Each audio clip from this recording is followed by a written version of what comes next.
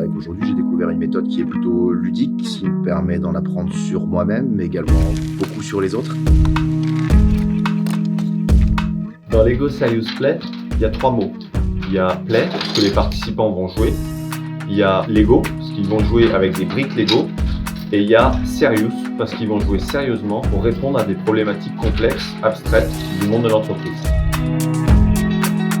J'étais assez réticente à la base, puisque les Lego, il faut pour moi être super créatif et imaginatif, ce que je ne suis pas du tout. Et au final, j'étais agréablement surprise, puisque je trouve ça super intéressant et c'est au final assez intuitif finalement de jouer avec les Lego sur un sujet qui peut être assez sérieux. Quand on répond à un défi avec des briques Lego, on répond beaucoup plus naturellement, sans filtre. Et finalement, on en oublie aussi les niveaux d'hierarchie. Il peut y avoir dans la salle le grand PDG d'un grand groupe comme le petit nouveau qui vient d'arriver il y a 3 mois. On va vite sentir qu'on est tous au même niveau, que tout le monde a le même temps de parole et peut s'exprimer librement, peu importe la hiérarchie.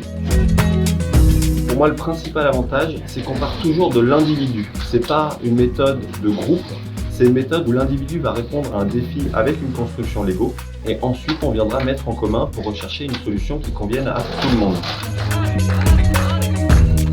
Paradoxalement, ce qui m'a le plus plu, ça a été le moment le plus difficile de la session, c'est être en confrontation avec un collègue qui n'avait pas du tout la même vision que moi de comment schématiser une situation au travers des Lego. Donc c'était délicat puisqu'on avait les mêmes pièces, on a certaines idées qui se rejoignent, mais au moment où on doit tout mettre en commun, on s'aperçoit qu'on n'a pas vécu les choses de la même manière. Et du coup, ça crée beaucoup d'échanges. Au travers de ces Lego, on rencontre une histoire commune, malgré ces différences.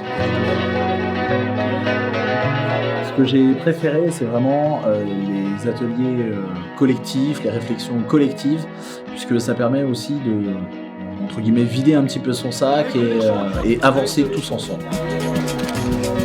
Cette méthode permet d'aborder n'importe quel sujet complexe ou abstrait, en partant du principe que personne n'arrive avec une solution déjà faite. On vient réfléchir collectivement et on vient trouver une solution qui convienne à tout le monde.